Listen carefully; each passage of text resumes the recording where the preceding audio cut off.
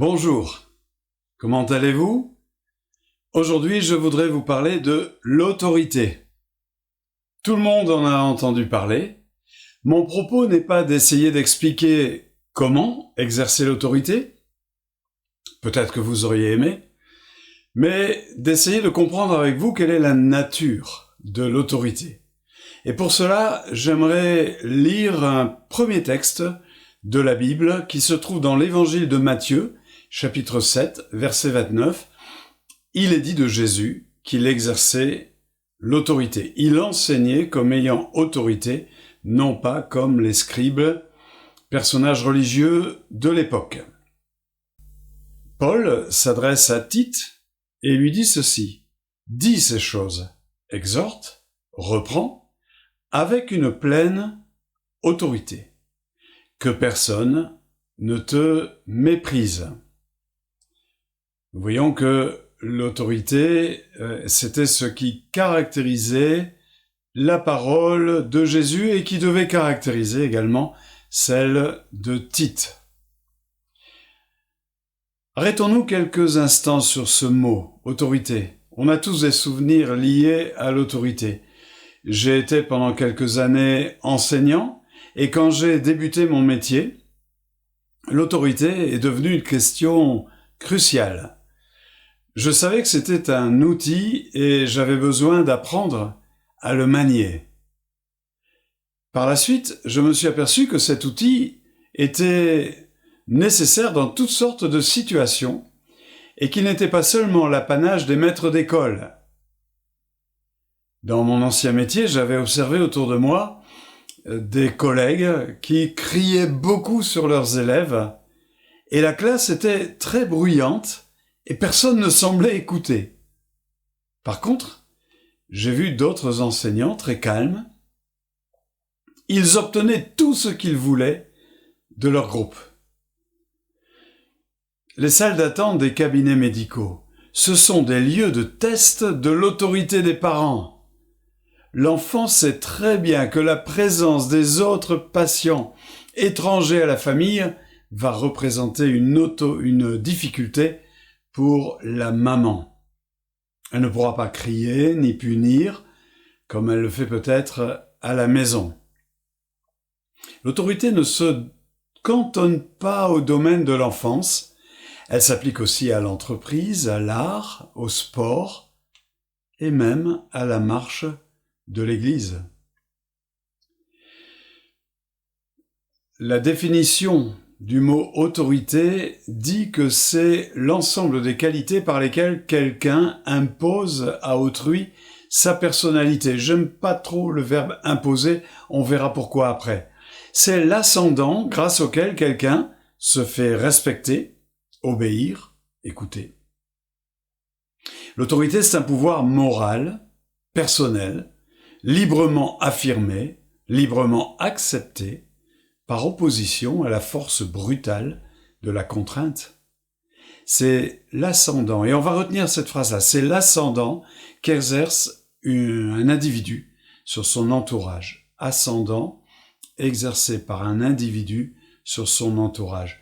Ce n'est pas par hasard que j'ai choisi ce thème, parce qu'il fait suite à celui du mois dernier. Saül, un pervers narcissique dans la Bible. Le pervers narcissique exerce l'autorité avec son trouble de personnalité et cela produit les effets destructeurs que l'on sait. C'est pour ça que j'ai pensé qu'il était important de mieux comprendre ce qu'est l'autorité. Souvenez-vous que Saül craignait David, parce que David réussissait dans tout ce qu'il entreprenait. C'est pour ça que Saül déployait tant d'efforts pour essayer de le dominer, pour essayer de rappeler que c'est lui qui avait l'autorité. Retenons cette définition simple, rappelons-nous, c'est l'ascendant qu'exerce un individu sur son entourage. Est-ce qu'il y a une différence entre l'autorité et le pouvoir, entre la soumission, l'adhésion et l'obéissance? C'est ce qu'on va voir. L'étymologie va nous donner de précieuses indications. Tout d'abord, l'autorité, ça vient du mot autor. Auteur, bien sûr, on l'entend. L'auteur, c'est celui qui se porte garant de ce qu'il a écrit. Quand on cite quelqu'un, on rappelle en quelque sorte son engagement, sa responsabilité dans ce qu'il vient de dire. C'est une garantie. Si c'est lui qui l'a dit, alors c'est vrai. Ou pas. Ici, en face de cette responsabilité, on devine la place qui va être donnée à la notion de libre acceptation, de confiance envers celui qui exerce l'autorité. Le mot latin qui a donné autorité, c'est augere. Augeo, ça signifie faire grandir, augmenter, auction, en anglais, qui a donné enchère. Celui qui a autorité sur quelqu'un l'augmente. Il n'y a pas d'autorité sans cette notion d'augmentation. Exercer l'autorité, ça signifie augmenter quelqu'un. Je ne parle pas de son salaire, mais ça signifie le faire grandir. Avant d'aller plus loin, je voudrais qu'on s'arrête sur la question de l'autorité telle qu'elle est perçue aujourd'hui. Y a-t-il une crise de l'autorité? Tout le monde s'accorde à le dire. Paul avait parlé de notre époque et il a dit que les hommes seraient égoïstes, amis de l'argent, fanfarons, hautains, blasphémateurs, rebelles à leurs parents, ingrats, irreligieux, insensibles, déloyaux, calomniateurs, intempérants, cruels, ennemis des gens de bien, traîtres, emportés, enflés d'orgueil, aimant le plaisir plus que Dieu, ayant l'apparence seulement de la piété, en reniant ce qui en fait la foi.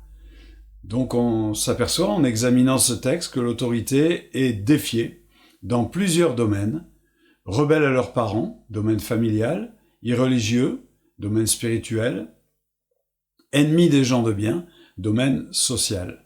Tous les mots qui composent ce texte décrivent les effets désastreux du refus de l'autorité, de la crise de l'autorité. Mais comment expliquer ce rejet de l'autorité dans notre société?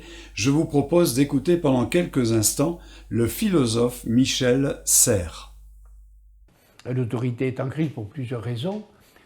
C'est que, à beaucoup d'égards, les institutions qui sont les nôtres ont été constituées, décidées et construites à une époque que j'appellerais presque archaïque. Vous savez, je dis par exemple que nous étions 74% d'agriculteurs, nous sommes plus que 1%.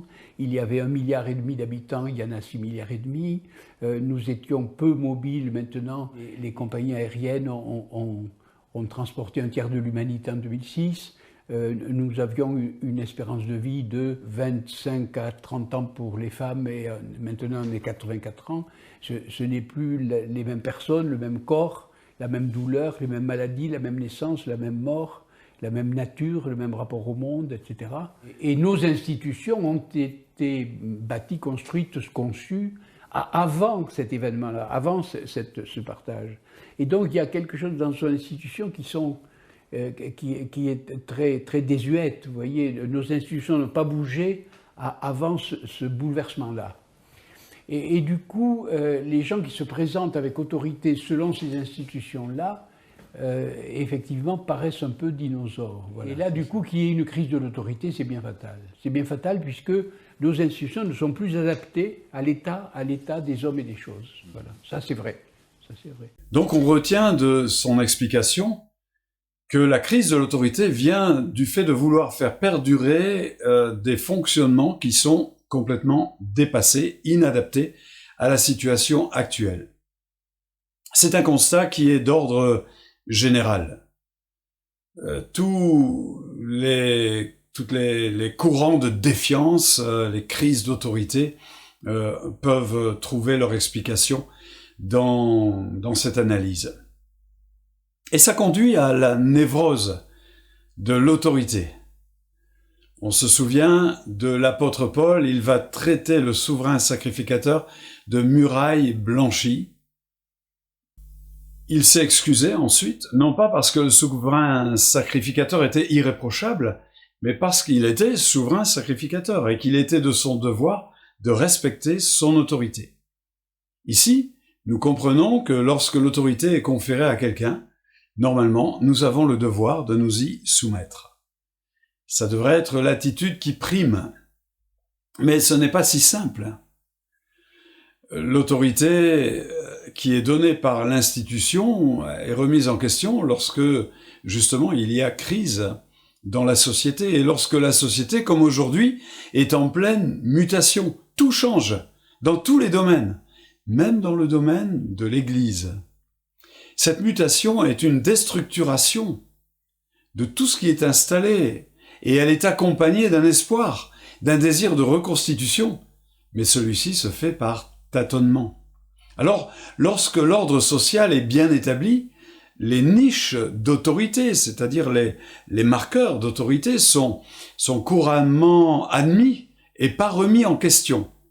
Mais avec les changements, la déstructuration, l'évolution de la société, ces niches et marqueurs disparaissent et il faut réinventer l'autorité.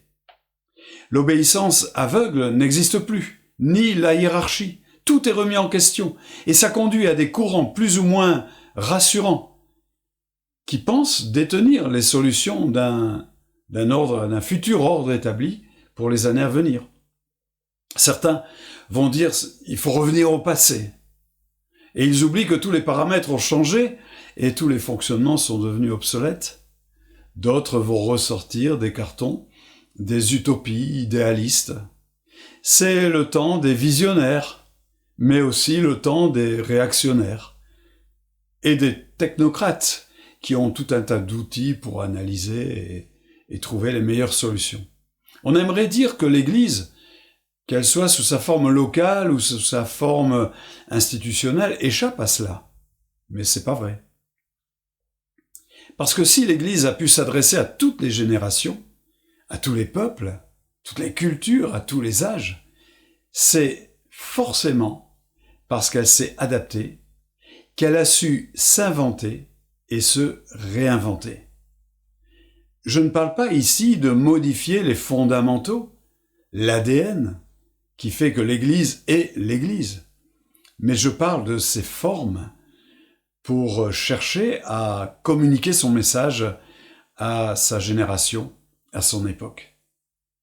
Chaque fois qu'une adaptation a été nécessaire, je suis prêt à parier que l'autorité a été remise en question dans l'Église ou dans les systèmes d'Église. Est-ce que l'autorité est nécessaire?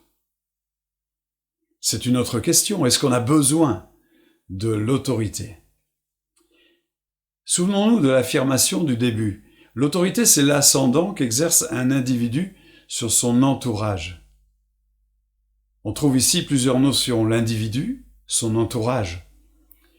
Ça suppose la responsabilité de l'individu qui est en situation d'autorité. Sa responsabilité d'augmenter son entourage, de le faire grandir.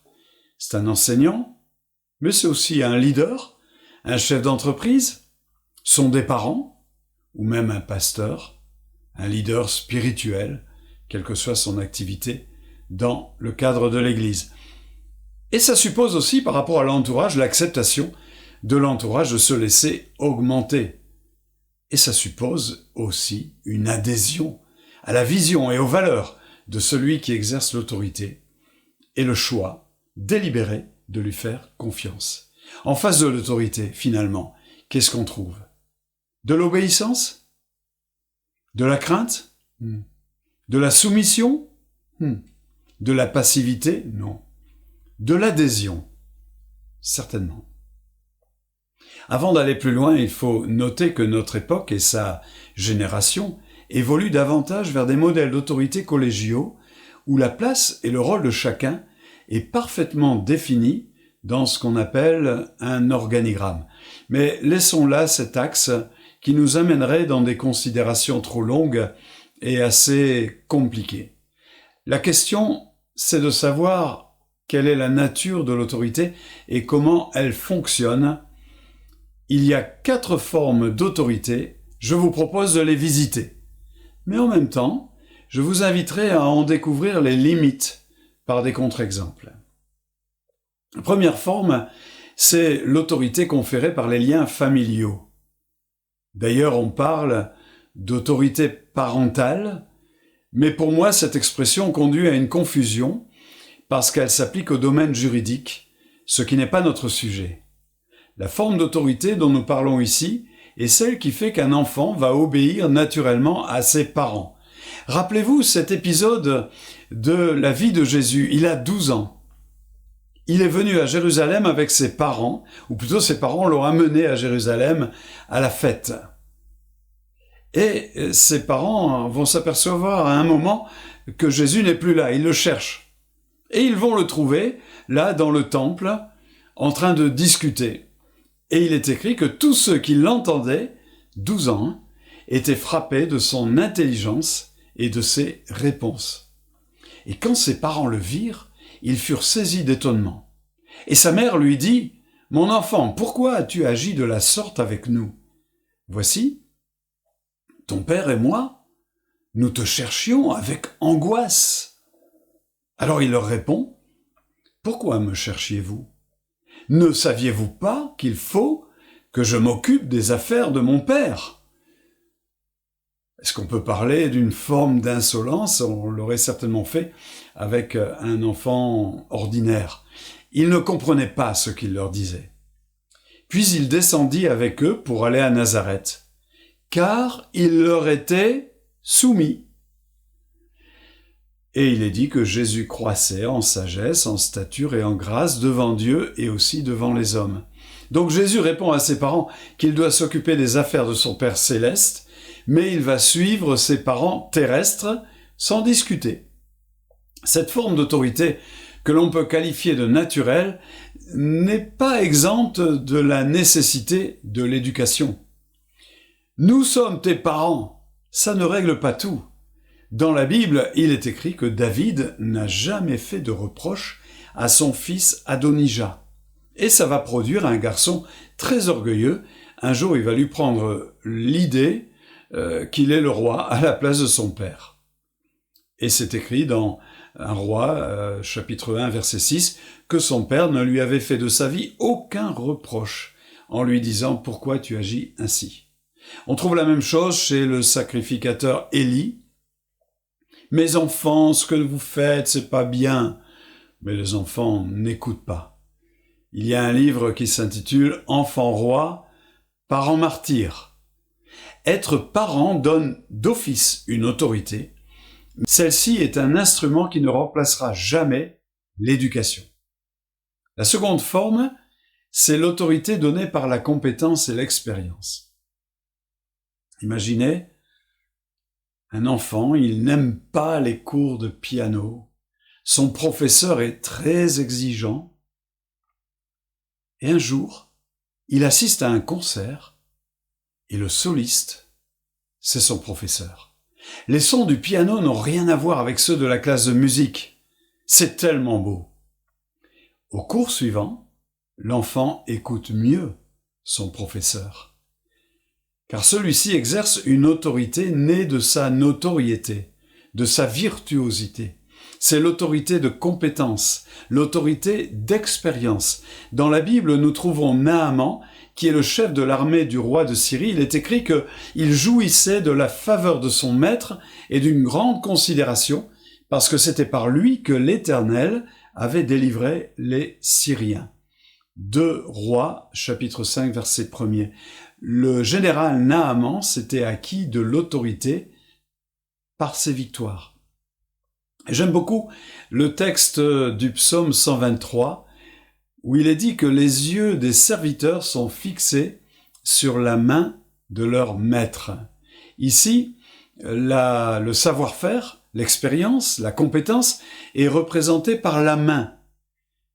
Et c'est la marque de l'autorité qui est reconnue par les serviteurs, c'est-à-dire ceux qui sont au bénéfice de cette autorité. Ils veulent grandir en regardant la main de leur maître. Mais ici encore, l'expérience et la compétence ne sont pas un gage systématique de l'exercice d'une bonne autorité. Je me suis toujours posé la question de savoir si un meilleur ouvrier de France d'il y a 20 ans est toujours un meilleur ouvrier de France aujourd'hui. Pourtant, il ne se prive pas de faire la publicité. D'ailleurs, c'est ce qu'Élihu semble vouloir dire dans le livre de Job. Élihu, c'est le plus jeune. Et il dit « Je suis jeune, et vous, vous êtes des vieillards. C'est pourquoi j'ai craint, j'ai redouté de vous faire connaître mon sentiment. Je disais en moi-même « Les jours parleront, le grand nombre des années enseignera la sagesse. » Mais en réalité, dans l'homme, c'est l'esprit, c'est le souffle du Tout-Puissant qui donne de l'intelligence. Job, chapitre 32, verset 7, qui nous montre que l'expérience et la compétence ne sont pas systématiquement un gage qui permettra d'exercer l'autorité. Tout cela doit être constamment rafraîchi et pas installé quelque part dans le passé. C'est pas un discours d'ancien combattant, excusez-moi, qui va donner de l'autorité sur ceux qui font notre entourage. Ensuite, il y a l'autorité institutionnelle. C'est la plus connue de nous tous. Vous roulez en voiture, un homme que vous ne connaissez pas, c'est la première fois que vous le voyez, il vous fait signe de vous arrêter. Et vous vous arrêtez. Il vous demande de couper le moteur, vous coupez le moteur. Il vous demande vos papiers et vous lui donnez. Tout à coup, vous avez donné à cet inconnu des informations que 1000 fois vous avez refusées sur votre ordinateur au nom de la protection des données personnelles. Pourquoi avez-vous fait ça? Parce qu'il a un uniforme. Parce que cet uniforme vous indique que l'État, l'institution, lui a donné une autorité. Souvenez-vous du soldat qui s'est approché de Jésus. Il lui dit « Moi qui suis soumis à mes supérieurs, j'ai des soldats sous mes ordres. Et je dis à l'un, va, et il va. À l'autre, viens, et il vient. À mon serviteur, fais cela. Et il le fait. » Luc chapitre 7, verset 8. Ce soldat a compris la nature de l'autorité de Jésus sur la maladie, ce qui rend ce passage très intéressant, car il révèle aussi un ordre des choses dans le domaine spirituel ou invisible. Ce qu'on peut retenir de cette forme d'autorité, l'autorité institutionnelle, peut nous être utile au quotidien. Pensez seulement à ces deux mots, statut et crédibilité.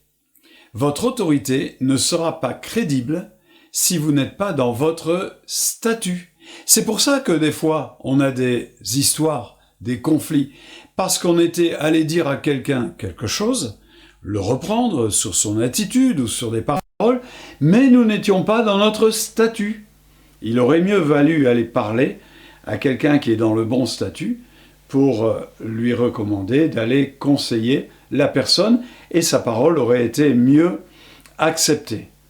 Nous nous souvenons de Saul de Tarse. Avant de devenir le grand apôtre Paul, cet homme radicalisé avait reçu des lettres officielles de la synagogue pour pouvoir persécuter les chrétiens. Ces lettres lui donnaient autorité. C'est vrai dans le monde visible, mais aussi dans le domaine invisible. Un peu plus tard, c'est plus Saul de Tarse, mais c'est devenu le grand apôtre Paul, et quelques exorcistes juifs essayèrent d'invoquer sur ceux qui avaient des esprits malins le nom du Seigneur Jésus, en disant « Je vous conjure par Jésus que Paul prêche ». Ceux qui faisaient cela, c'étaient les 7 fils de Séva, juifs, l'un des principaux sacrificateurs. L'esprit malin va leur répondre « Je connais Jésus. Je sais qui est Paul. Mais vous, qui êtes-vous » Et ces exorcistes juifs vont repartir... ça va très mal se terminer. Actes chapitre 19, verset 13, vous pourrez lire cela. je préfère vous emmener dans la dernière forme d'autorité. L'autorité, c'est l'ascendant qu'exerce un individu sur son entourage. On comprend ça facilement quand on l'applique à des parents, quand on l'applique à une institution, on l'admet pour l'expérience ou la compétence, mais il existe des personnes qui sont capables de changer le cours d'une vie, de modifier le destin de quelqu'un sans utiliser aucune de ces formes d'autorité. Je peux même dire que leur impact sur les vies est encore beaucoup plus fort que tout ce qu'on vient de voir. Cet impact est tel que des hommes et des femmes vont être amenés parfois à tout quitter, faire le choix de tout quitter, quitter des situations enviables pour se mettre sous l'influence de ces personnes. Je ne parle pas ici de gourous, je parle de personnes comme Mère Teresa, par exemple, qui a été rejointe par des centaines et a fondé des centaines et des centaines d'œuvres de secours aux plus démunis dans 123 pays. Je pense à Hudson Taylor, le fondateur de la mission en Chine. Il a réussi à faire partir pour la Chine 1 millier de missionnaires sans leur promettre aucune sécurité matérielle. Et bien sûr, nous pensons au plus grand de tous, celui que nous aimons, que nous servons, celui qui exerce son autorité sur notre vie. Il est venu sur terre il y a 2000 ans. Il a exercé un ministère pendant seulement 3 ans et demi. Et aujourd'hui, sur toute la surface de la terre, son enseignement bouleverse les destins au point que certains lui consacrent leur vie entière. Vous avez compris que je veux parler de Jésus-Christ. Certains, dans des pays malheureusement où règne la persécution, où sévit la persécution, sont même prêts à abandonner leur vie pour Jésus-Christ. L'Église, c'est le peuple de ceux et de celles qui ont librement accepté de se placer sous son autorité.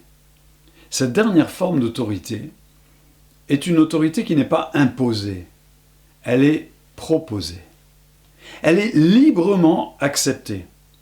À tout moment, elle peut être rejetée. C'est la forme la plus élaborée de l'autorité. Mais d'où vient-elle ? Je dirais qu'elle vient de l'intérieur. Elle vient de la vie intérieure. De la richesse de la vie intérieure. La richesse de la vie intérieure de quelqu'un fait de lui quelqu'un de très engagé. Il y a une expression populaire que je n'aime pas du tout, mais qui permet de comprendre cela. Le monde, quand il voit ce genre de personnes très engagées, dit « ce sont des personnes habitées ». Et vous comprenez que j'aime pas cette expression, parce qu'être habité, ça a une signification démoniaque dans la Bible. Il s'agit de gens qui ont des valeurs, des convictions, pas des convictions de façade, mais des convictions profondes, et ça leur donne de l'autorité. La croix et le poignard, vous vous souvenez de ça, hein ? David Wilkerson un jour a dit à Nicky Cruz « Je suis venu te dire que Jésus t'aime. Tu peux me couper en 1000 morceaux, chacun des morceaux te dira que Jésus t'aime. » Et en disant cela, il a montré pourquoi il vivait. Et ça a commencé à changer le destin de Nicky Cruz, qui était un garçon plein de haine et de violence. D'ailleurs, je vous invite à lire ou à relire les évangiles. On ne peut pas lire ces textes sans voir naître en nous une attirance pour la personne de Jésus et sans ressentir la force qui était en lui. Même si vous êtes chrétien depuis un certain temps, la relecture de ces textes apporte très souvent un renouvellement et un rafraîchissement de la foi.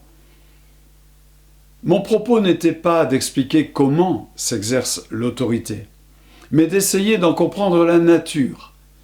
Je voudrais vous donner quelques pistes pour votre réflexion personnelle.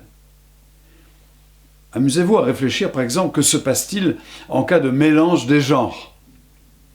Dans une situation d'autorité institutionnelle, si j'utilise un style d'autorité parentale, Ça pourrait s'appeler le paternalisme. Et quels effets ça produit? Quel résultat je vais obtenir si je veux avoir pour objectif l'engagement de ceux qui m'entourent pour Christ? Plus d'engagement, une croissance. Mais si j'exerce une autorité autre que celle de la vie intérieure, celle que Christ exerce sur nous, qu'est-ce que je vais obtenir comme résultat? Une autre piste, ça serait de réfléchir au dosage de ces différentes formes d'autorité et des situations dans lesquelles on les rencontre. Est-ce que ça peut se combiner? Pensons à ceux sur qui nous sommes amenés à exercer une influence. Et rappelons-nous que l'autorité, c'est augmenter l'autre, c'est le faire grandir. Ce n'est pas le dominer, ni l'écraser, ça sera jamais de l'autorité. Que Dieu vous bénisse.